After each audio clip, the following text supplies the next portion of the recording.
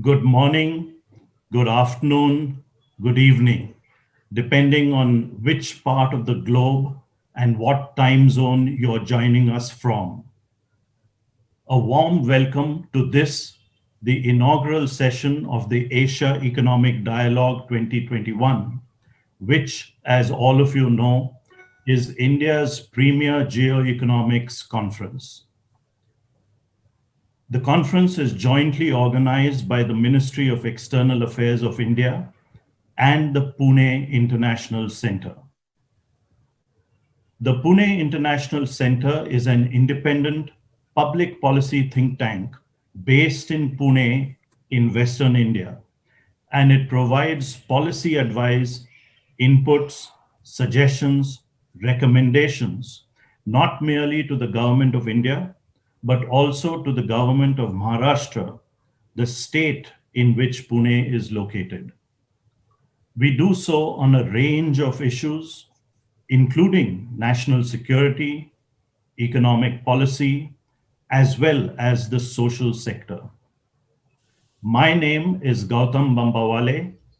I am a trustee of the Pune International Center and the convener of the Asia Economic Dialogue. Ladies and gentlemen, the theme for this year's conference, which incidentally is being held entirely virtually, is, and I quote, post COVID-19 global trade and dynamics. As all of you are well aware, the COVID-19 pandemic has roiled economies across the globe. And the big question for all countries, for all of us, is how do we revive economic growth? How do we recover from this COVID-induced recession?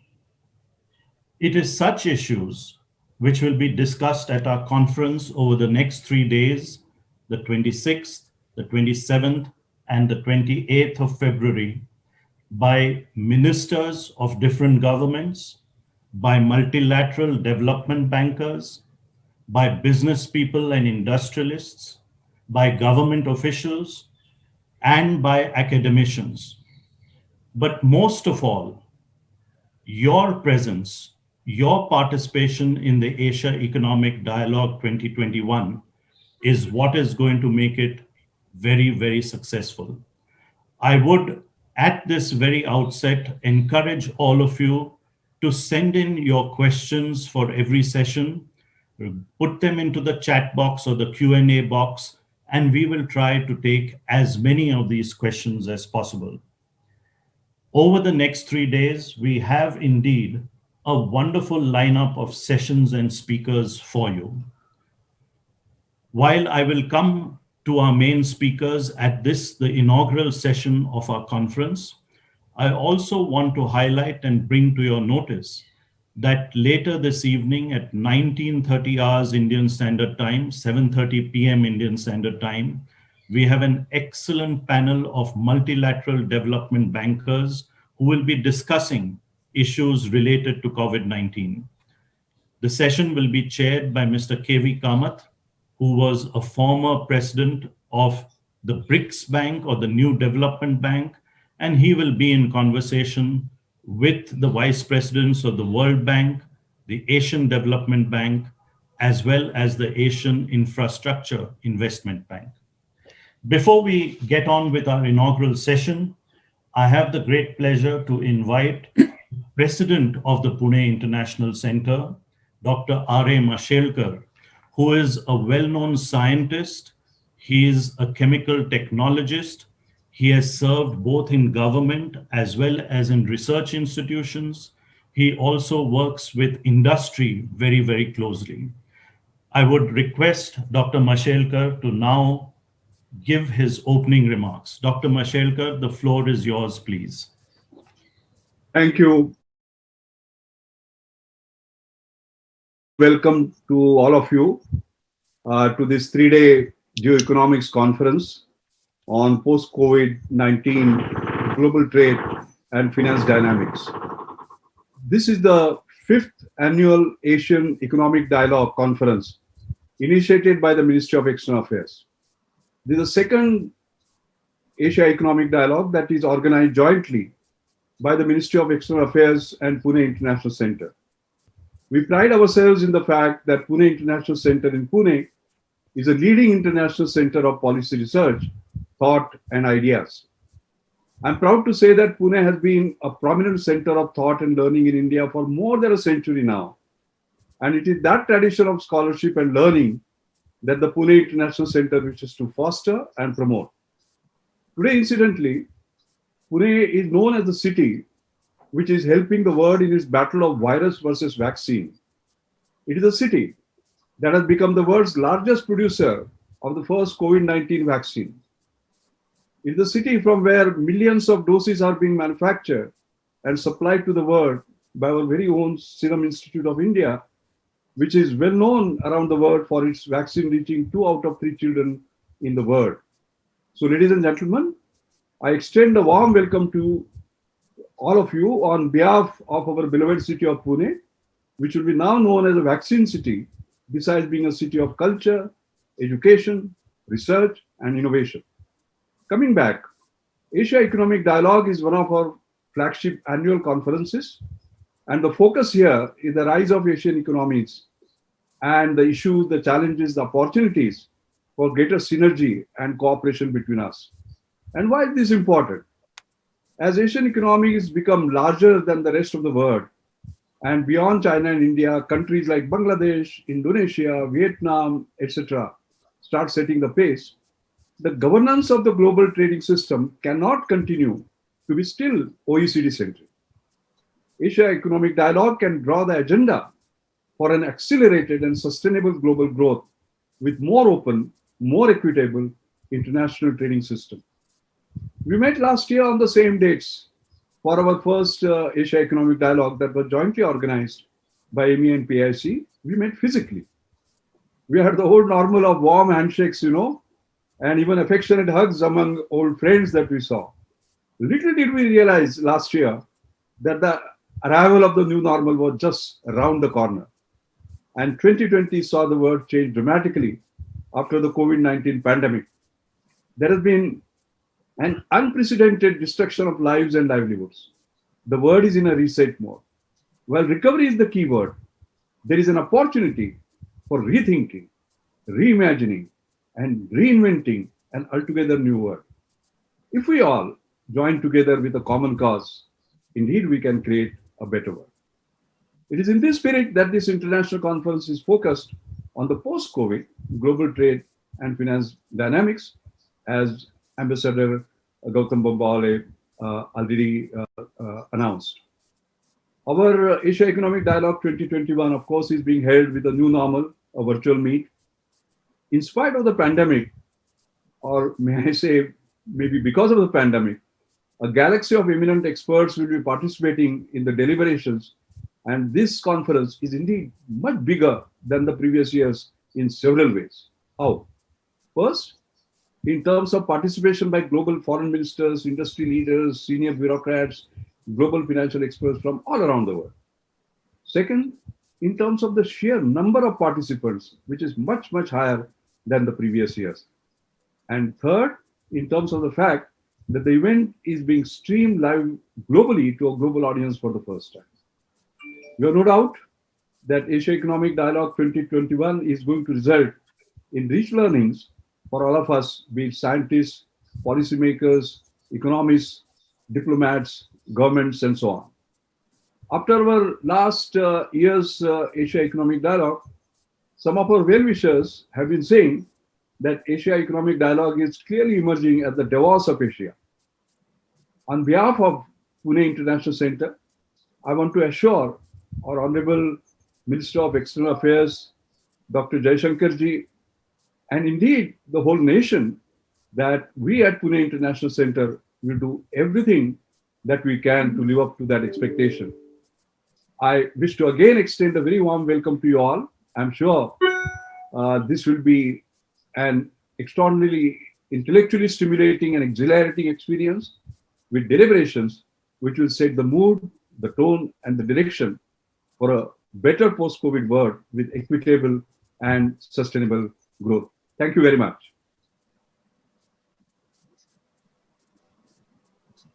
Thank you very much, Dr. Mashelkar, President of the Pune International Center. Ladies and gentlemen, let us move on with our inaugural session, which is titled Resilient Global Growth in a Post-Pandemic World. The session chair is Dr. Naushad Forbes, co-chairman of the company Forbes Marshall Private Limited. It is India's leading steam engineering and control instrumentation company. Dr. Forbes is a former president of the Confederation of Indian Industry, or CII as it is well known. He was visiting faculty at Stanford University between 1987 and 2004. He serves on the boards of several companies as well as several educational institutions. I'm very pleased also to welcome at this inaugural session the Honorable Foreign Minister of Australia, Senator Marise Payne, who has been a member of Australia's Liberal Party since 1982. She has worked as a public affairs advisor in the finance industry. She was first elected to the Senate of Australia in 1997, and then again in 2001, 2007, 2013, and 2016. She has been a former Minister of Defense for Australia, and she currently serves in two cabinet positions, not only as the Foreign Minister of Australia, but also the Minister for Women. Senator Payne, a very warm welcome to you. Joining Senator Payne is, of course, the External Affairs Minister of India, Dr. S. Jaishankar. He was India's Foreign Secretary from 2015 to 2018. He has also been India's ambassador to both the United States and China and other countries also. He has worked in the private sector before becoming minister at Tata Sons. He is the recent author of a very new book titled The India Way, a book of essays on Indian foreign policy. Ladies and gentlemen, with those words and without any further ado, let me first of all request that a recorded video message which has been contributed to us for this particular session by the Foreign Minister of Japan, Mr. Motegi, who was unable to participate due to his work at the Japanese Diet, the Japanese Parliament.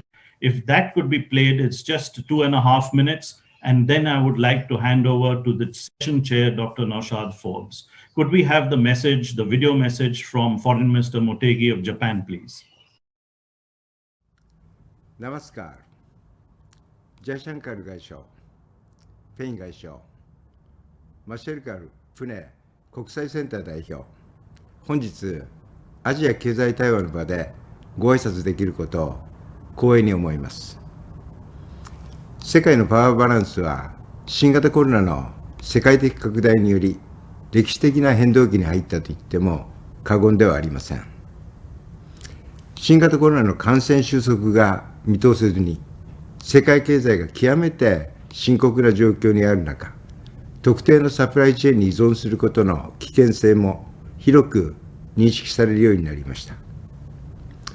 本来、サプライチェーンも自由貿易の中で重層化が進むべきですが、新型コロナの危機が保護主義的な傾向を正当化する理由として使われてしまう危険性も存在します。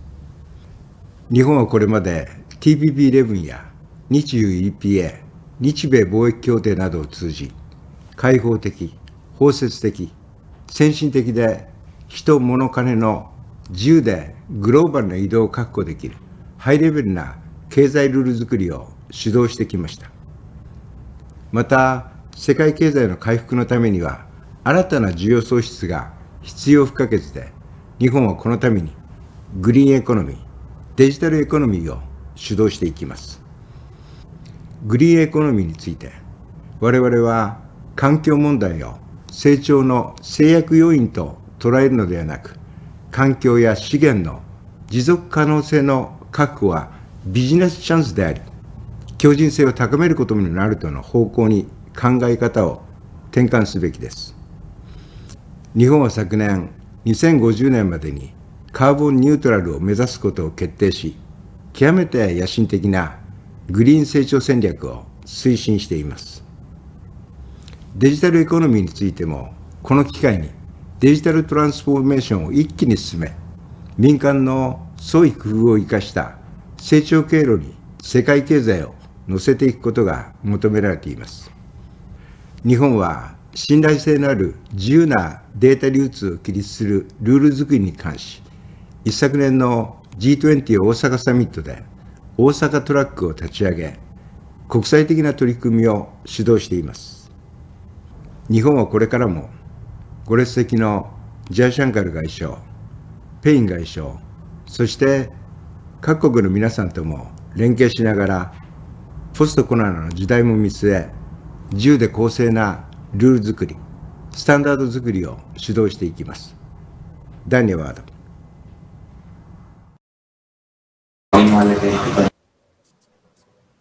Let me express my sincerest thanks and appreciation to Foreign Minister Motegi of Japan for his recorded message. With that, I want to hand the floor over to our session chair, Dr. Naushad Forbes. Naushad, the floor is yours, and in conversation with Foreign Minister Payne and Foreign Minister, External Affairs Minister Jaishankar. Thank you, Gautam, and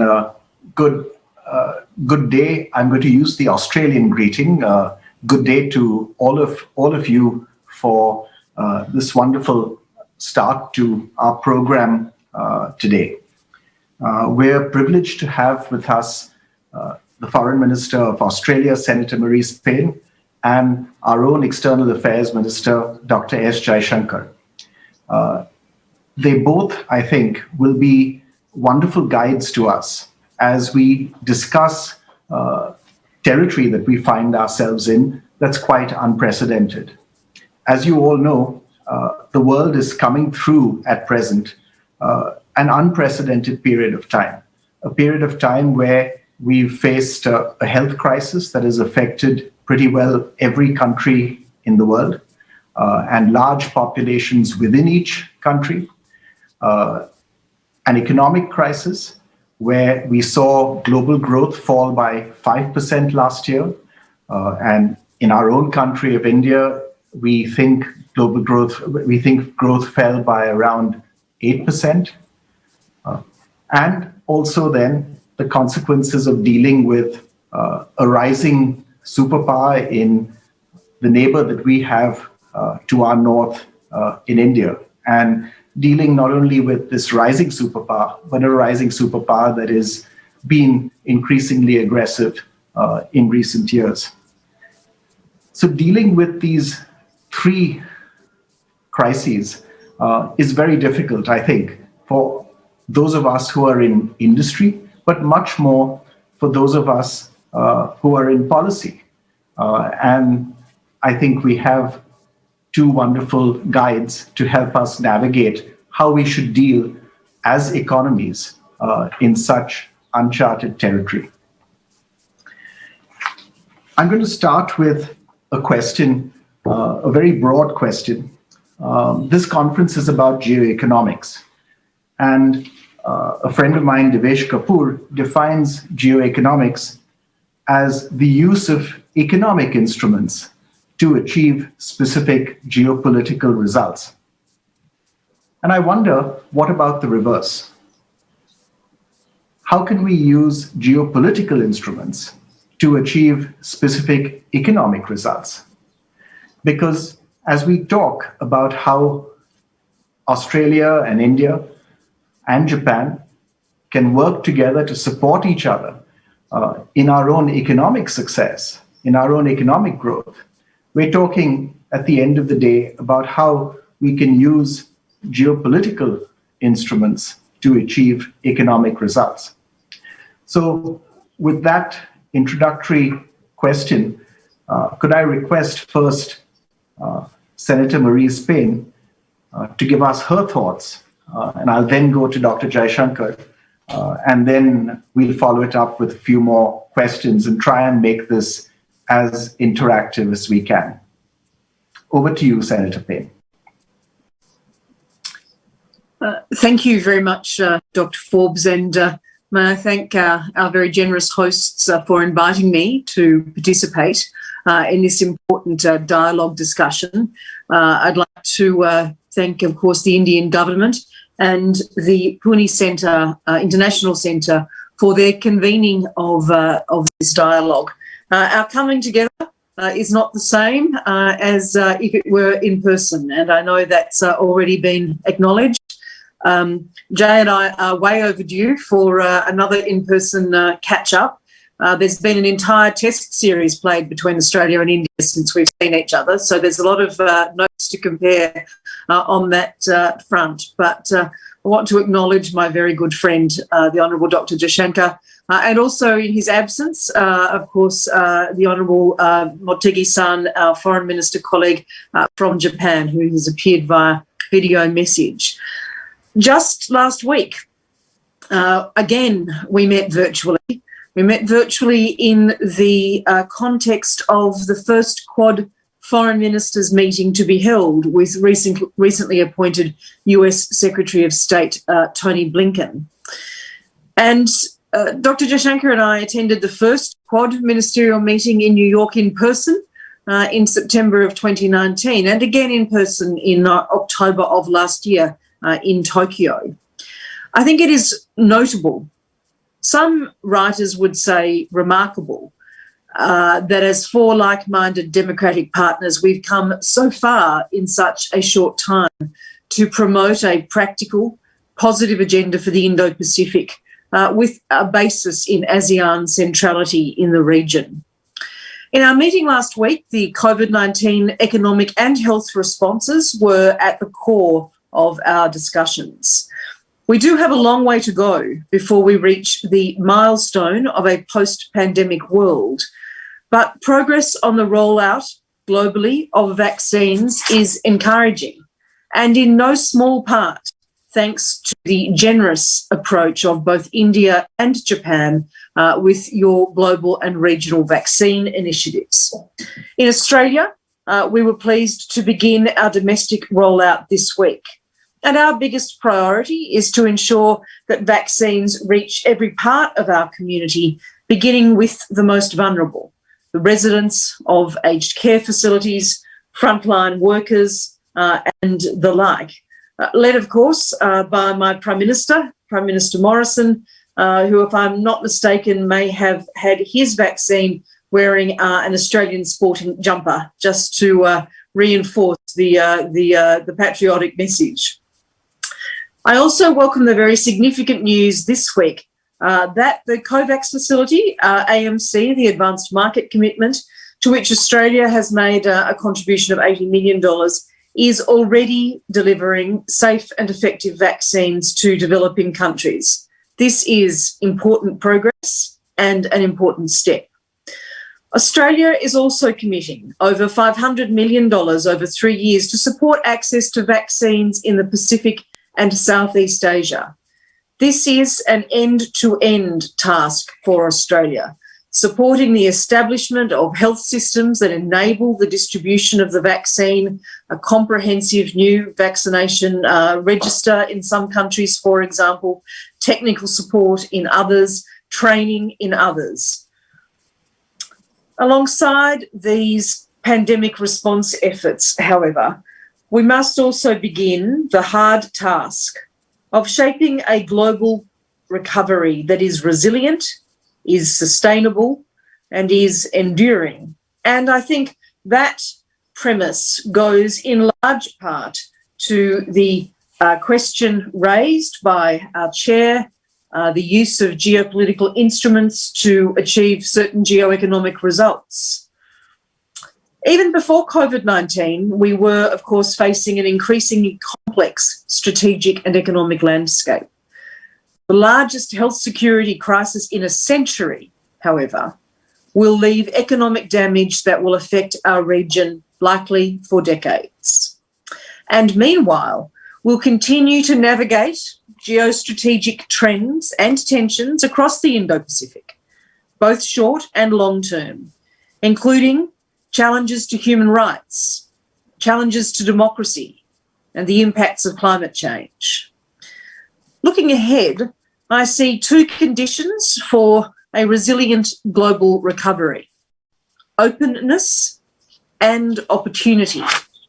We need to maintain and build on our commitment to openness, to the free flow of trade and investment, and to free markets. Our commitments to advocating for and defending openness in a post-pandemic world will determine how our businesses thrive, how they create jobs, and how we can grow our economies. Openness is critical to our international trading system and the ability of this system to support trading relationships that are governed by rules and not by coercion. That's why Australia is pursuing an ambitious bilateral, regional, multilateral trade agenda. We're working with partners to keep trade flowing and secure our supply chains, including through the G20, through the World Trade Organization, APEC, and the OECD. More than ever, we have to keep markets open and ensure that COVID-related emergency measures and restrictions are proportionate, transparent, and indeed temporary. They're our best tools for promoting resilient global supply chains, open markets. The pandemic has strengthened our resolve to increase trade and investment, to diversify our supply chains, to broaden our export markets. And there is more that we can do together on supply chain resilience. The Supply Chains Resilience Initiative, which was in fact outlined by our Indian, our Australian and our Japanese trade minister counterparts in September last year, is a very good example of that collaboration. In addition to supporting openness, we also have to work together to create new opportunities for our businesses and our people to thrive. On Australia's part, we are diversifying our trade and investment partnerships over the medium to long term. We are always exploring opportunities for cooperation with international partners, including in new and emerging areas, such as critical minerals. We also want to work with partners to ensure approaches to critical technologies, including artificial intelligence, quantum computing, and machine learning, supports sustainable development and prosperity and security. Finally, in shaping a global recovery, we need to strengthen our ability and our capacity to deal with emerging challenges. A lot of lessons to be learned from the last 12 months. So as we transition to a post-pandemic world, we have to have a look at how we can also transition our economies to lower emissions. We should continue to strengthen our economies and financial systems to make them more robust and resistant to future shocks. We can explore ways to foster an international technology environment that's built on rules and norms and underpinned by our democratic values.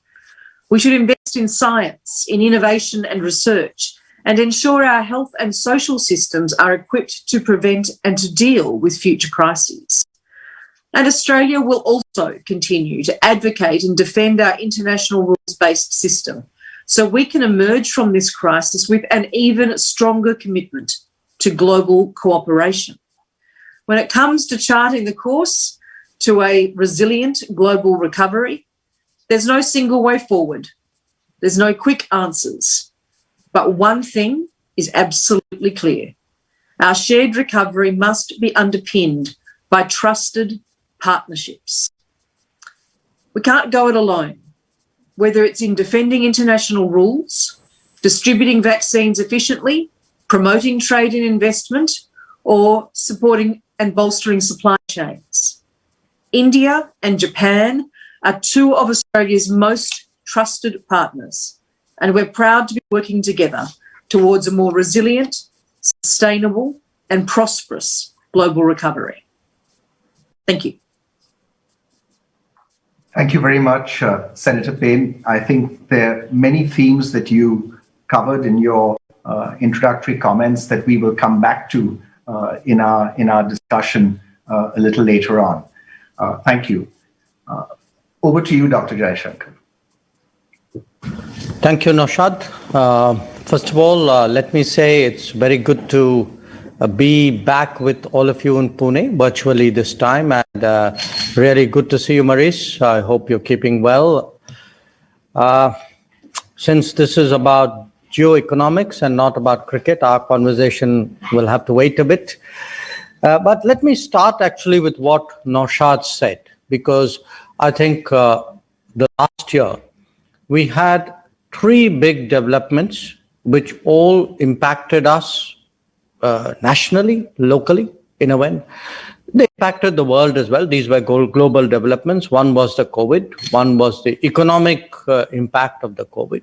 And the third, of course, were the challenges that we found on our border, which obviously had implications. Now, in each of these cases, I would assert to you that there were difficult challenges, there were a lot of debates, as indeed there should be. There were tough decisions, there were a lot of second guessing, a lot of free advice given around. And I would say as a government, we listened to everything, then we did what we thought was the right thing to do. In the case of COVID, we went for a early lockdown. We through leadership and exhortation, I think we induced a degree of social discipline, which was perhaps not readily imaginable in India. And we actually set up truly an impressive health infrastructure in a very, very short space of time. I mean, to create 16,000 dedicated centers and to grow from zero to become an exporter of PPEs, masks, ventilators, testing kits, I think was frankly a very big deal. The second was, of course, the economic impact, and there too there were debates. I think many of you made your views known. And I'm not saying this with the benefit of hindsight. I mean, we consciously decided that there was a timing element to what should be the response. There was obviously what was the nature of response itself was an important issue. And frankly, not being pressurized into front-loaded stimulus measures, I truly believe was a very sensible step. And I think if the COVID issue showed the importance of being clear-headed and bold, the second one, the importance of not being stampeded.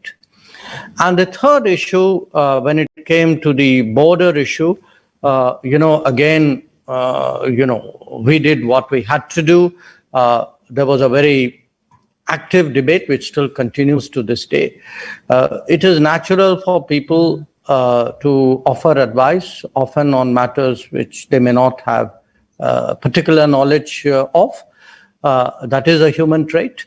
But again, if there was what came through, it was that we were resolute, we were strong about protecting our interests. And we thought, I mean, in each case, I would suggest to you, we thought through a very complicated issue. Listened to everybody, but made up our mind and I think eventually fashioned a response which was effective. So today, when I look at, we are talking of a resilient world in the post-COVID situation. I think obviously there are two things India needs to do. One, it needs to manage home in the most expansive sense of that word strongly and well. And two, it needs to contribute more and more abroad. So how does one do that? Okay, I would say the beginnings of it obviously is, as I said, think through the problems for yourself. Advice is free, but it's usually, because it's free, it has exactly that value. And I would say, Marise, if I'm going to use a Hindi word called Atmanirbhar Bharat, this is a sort of not a campaign, but an approach of the government which basically says self-reliant India, but self-reliant in a very, very broad sense of the term. So I think the first step in that is thinking it through for yourself.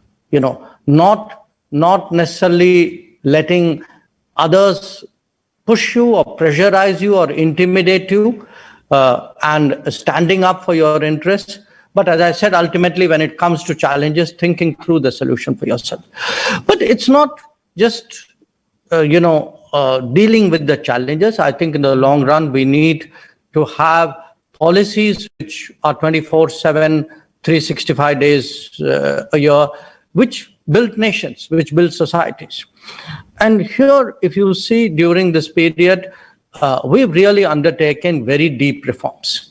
I mean, the COVID period was not just a health response period. It was also a period where the government used it to push through, to fashion new policies, push through what I would argue were much needed reforms which previous governments were reluctant to take, whether it was in agriculture, whether it was in labor, whether it was in education.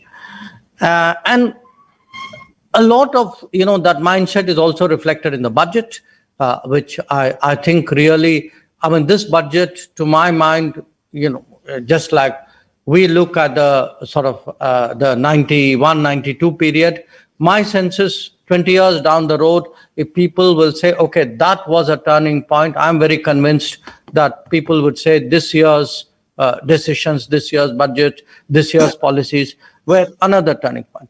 And as a practical measure, I would flag attention to the PLI initiatives. These are, again, some of you are familiar, some of you may not be.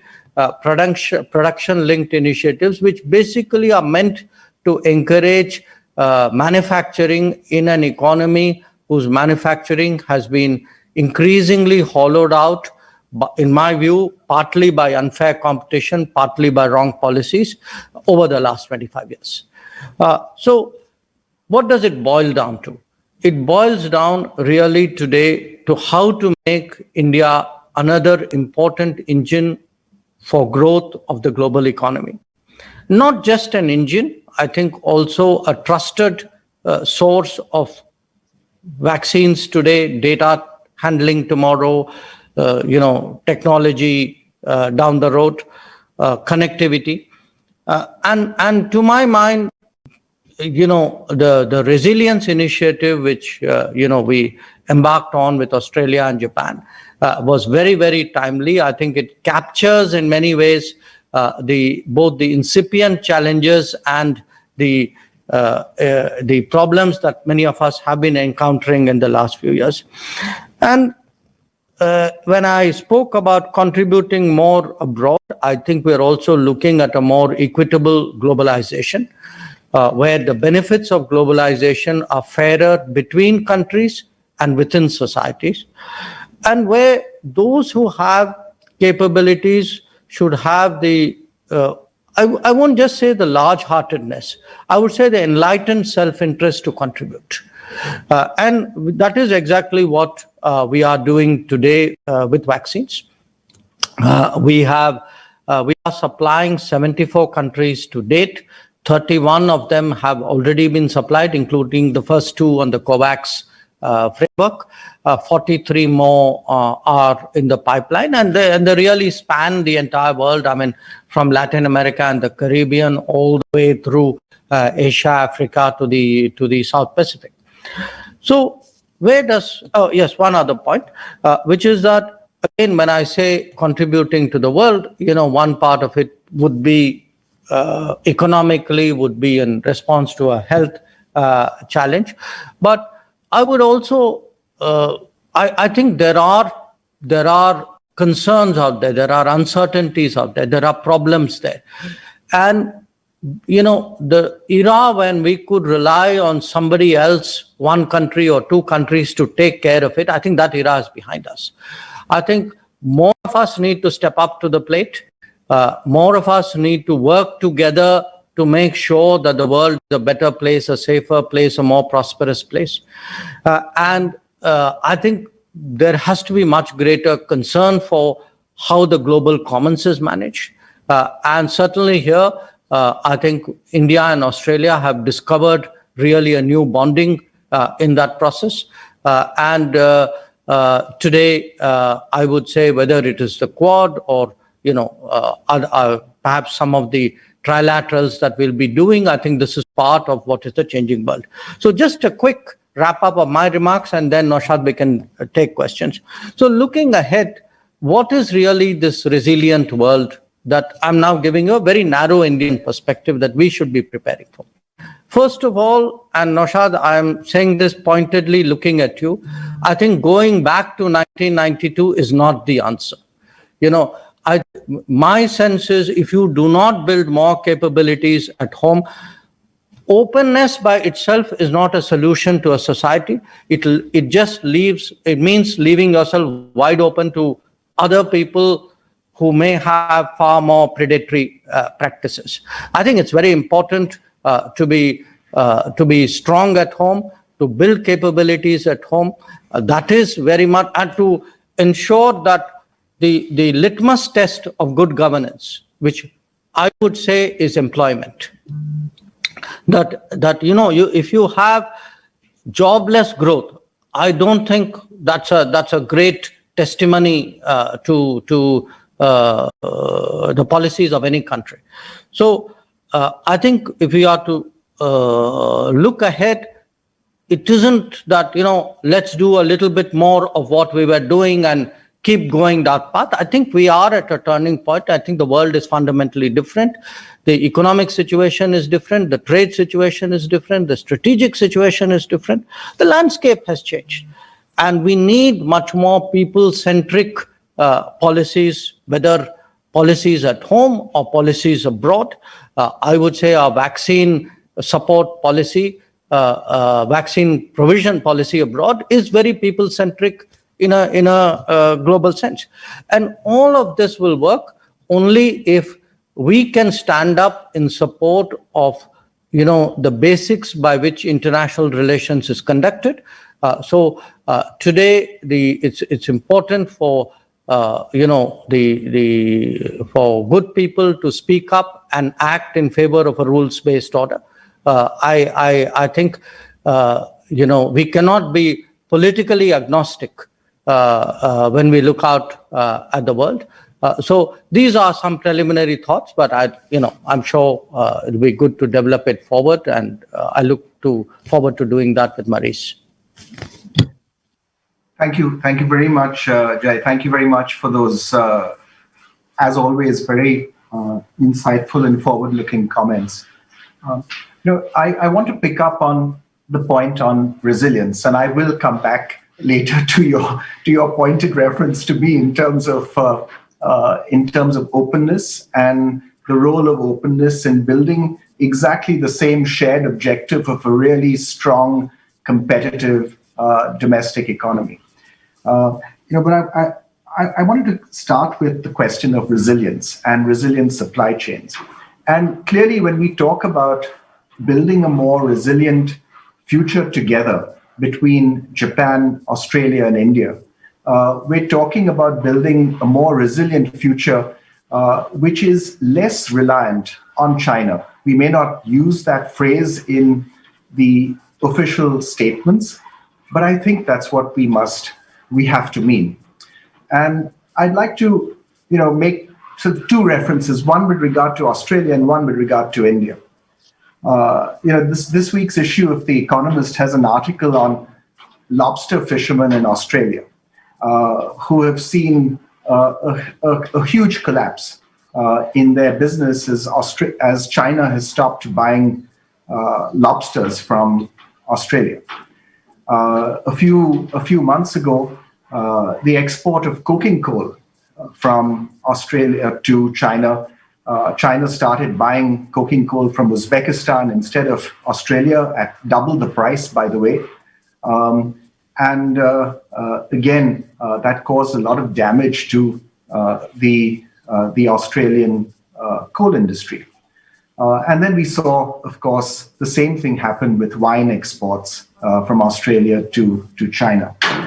And on the Indian side, I was struck by a number that I was given recently, which said that total Indian exports, if you take total Indian exports, value added from imports from China account for 25% of the value addition in our exports. And the second country is the US at 3%.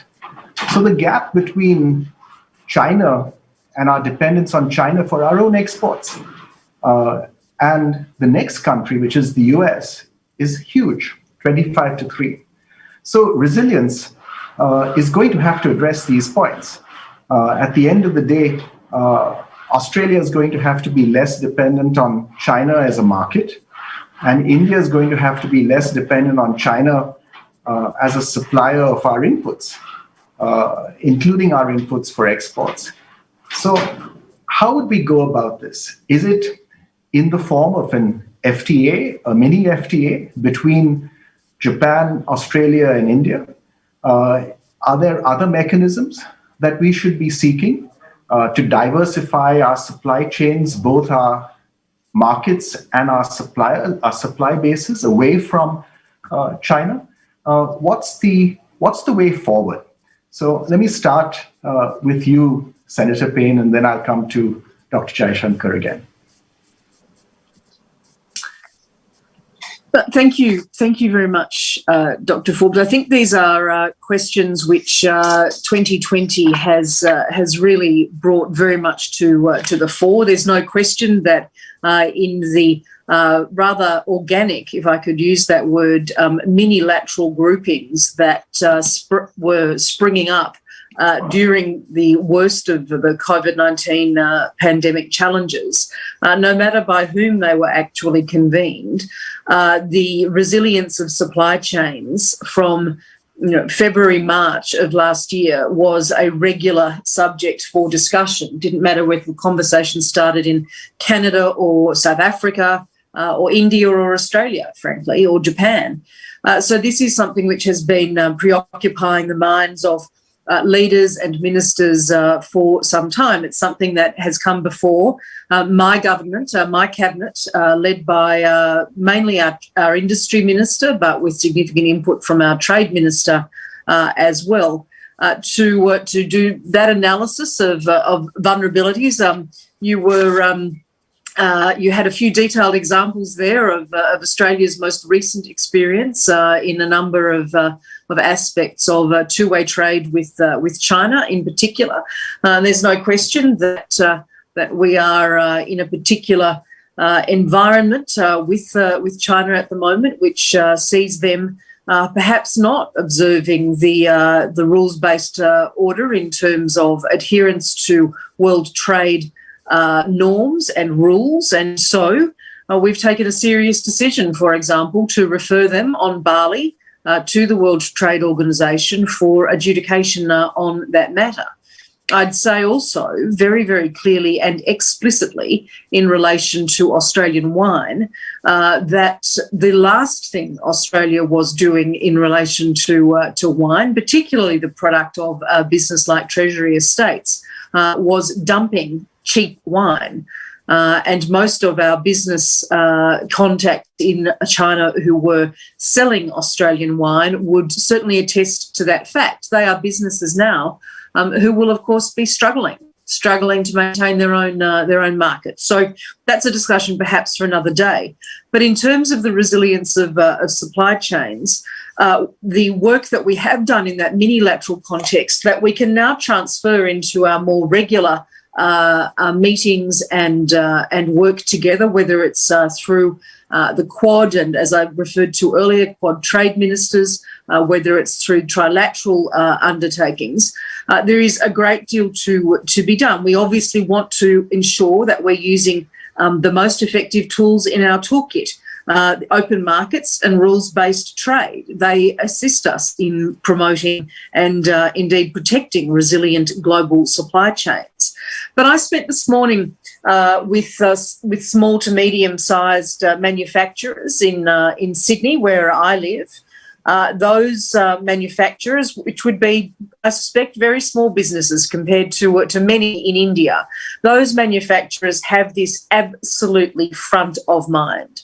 So Australia's focus on increasing our bilateral trade coverage with FTAs, and before COVID, obviously, significant FTAs with Japan, with China, with Korea, our engagement in multilaterals like the CPTPP and, of course, the RCEP have been very important for increasing the amount of our trade relationships covered by those sorts of arrangements.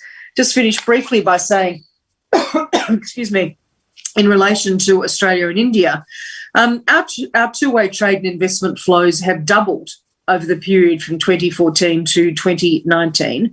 And in fact, in the financial year 1920, India was Australia's sixth largest export market, our two-way investment valued at almost $37 billion.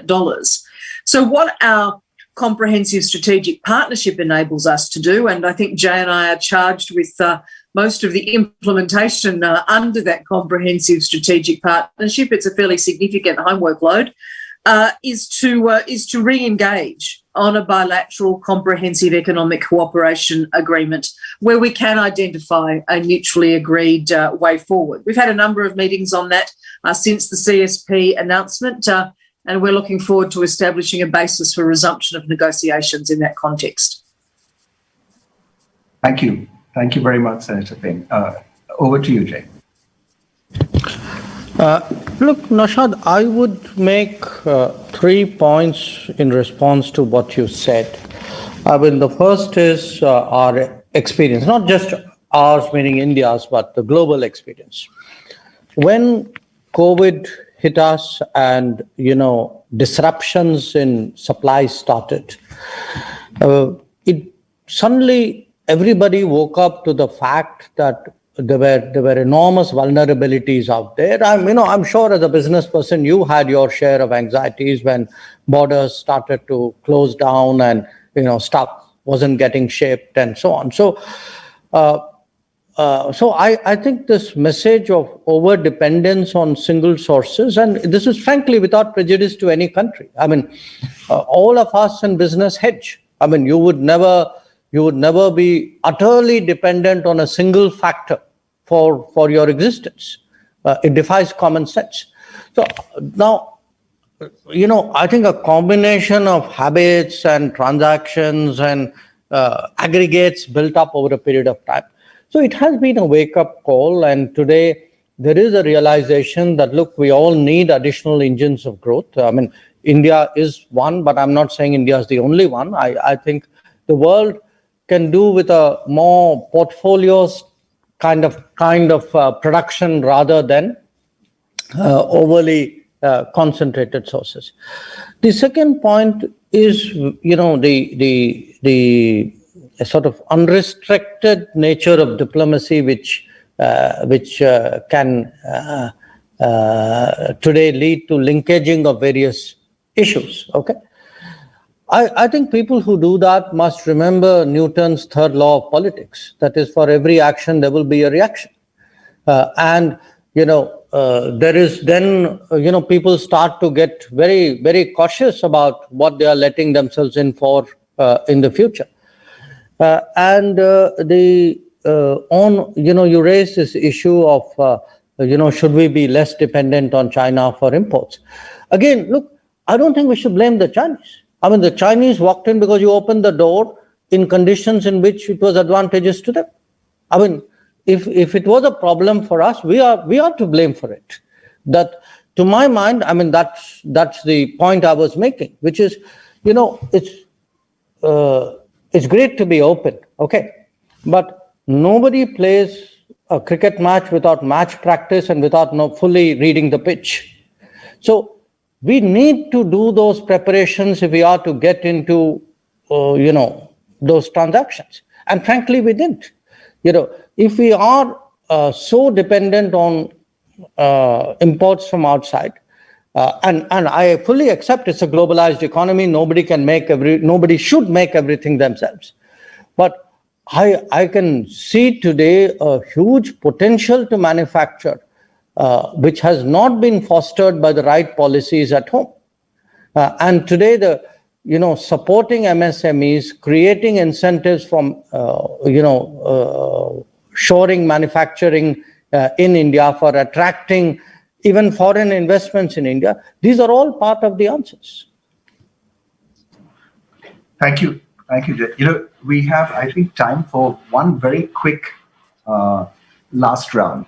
And I want to pick up on the cricket references. My favorite political cartoonist, Senator Payne, is a great Indian cartoonist named R.K. Lakshman, who used to have a cartoon on the front page of the Times of India every single day. And about 20 years ago, he had a wonderful cartoon which recently reappeared in many WhatsApp groups. And the cartoon has this minister, complaining to someone, pointing at a farmer, saying, "What's the matter with these people? I give them all the good news. The Sensex is soaring and we've won against Australia."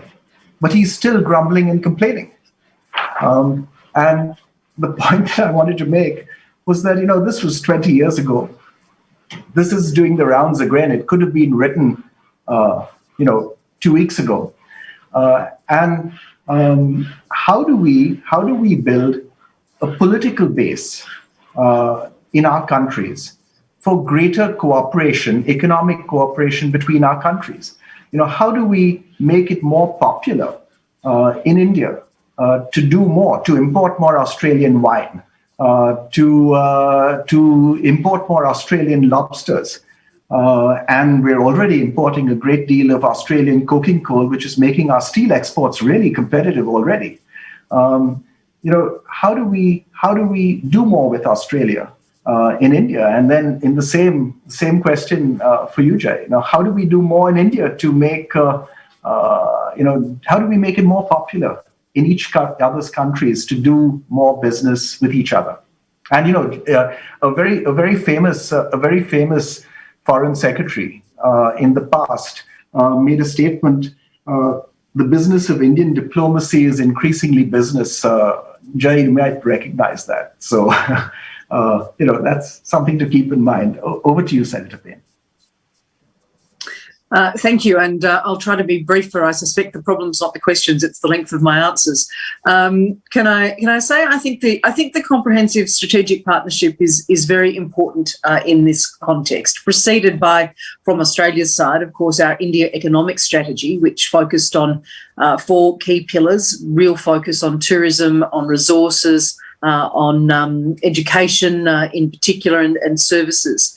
But the CSP itself, having elevated the relationship to such a significant level, and Jay and I have the pleasure and the opportunity to see the real bond of the Australia-India relations as it's cemented by our 2 current prime ministers. It's very powerful to see them working together from my perspective, I must say. And that's once you got past both the cricket and the ScoMosa jokes as well. That CSP it needs to be a game changer, and it can be. And that's certainly what my High Commissioner is in India doing. He's in Uttar Pradesh today, working with leaders in that community, really hard on the IES and the CSP. But I think government also has a very important role to play. We can bridge knowledge gaps. We can share information that enable investors to optimise their decision making. So the Australia-India Business Exchange delegation that went in February last year, before the most dramatic impacts of COVID, that was a really important step to bridge those knowledge gaps and to highlight opportunities in India. And that's certainly the approach that Australia brings. It's about opportunity, and we want to maximise that. There's a number of other examples, but I'll stop there because I know I'm very keen to hear from Jay as well.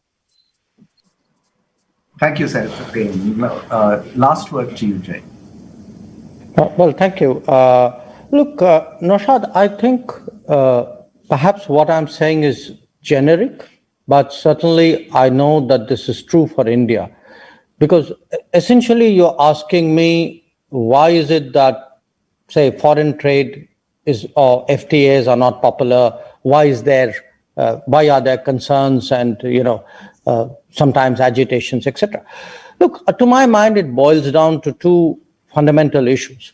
One, a perception that the transactions and the happenings are not fair. That it's not a level playing field, that the other guy has a support system and, practices which make it very difficult to compete.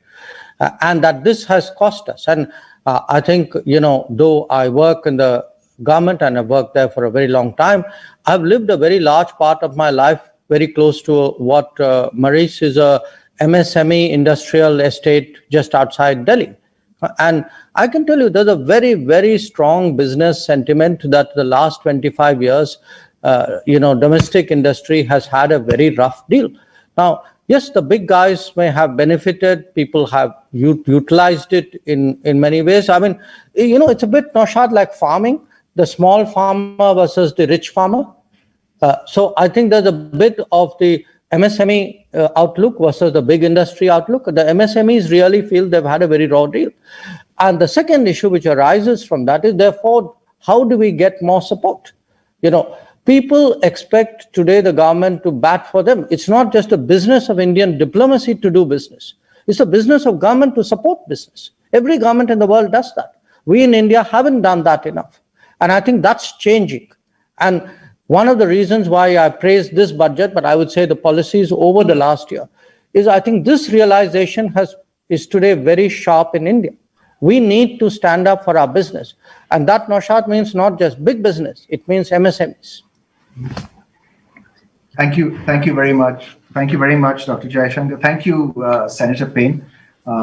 We could continue this discussion for, I'm sure, a long time, but I know we're right out of time. But I just want to thank you again for your very insightful comments. And I just want to make the comment that to Jai particularly, that I share all of your sentiments, all of your objectives, all of your motives.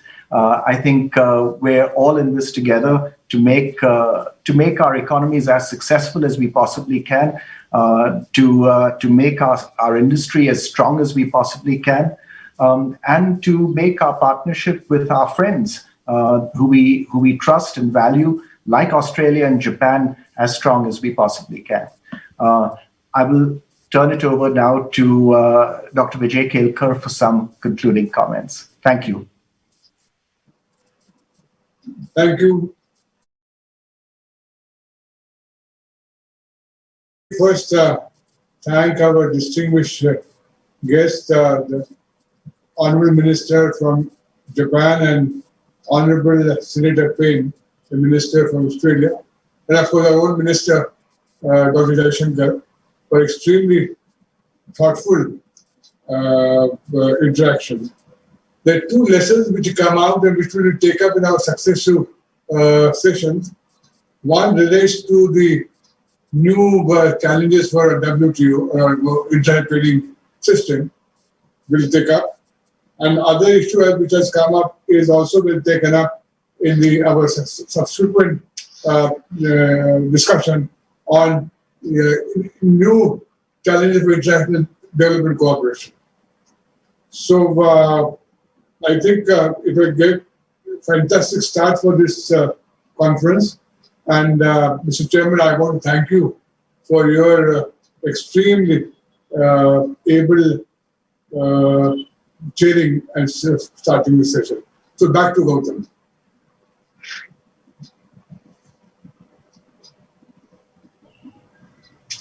That brings us to the end of the inaugural session. Thank you all for attending. We look forward to your attendance at other sessions over the next 3 days. Thank you and goodbye.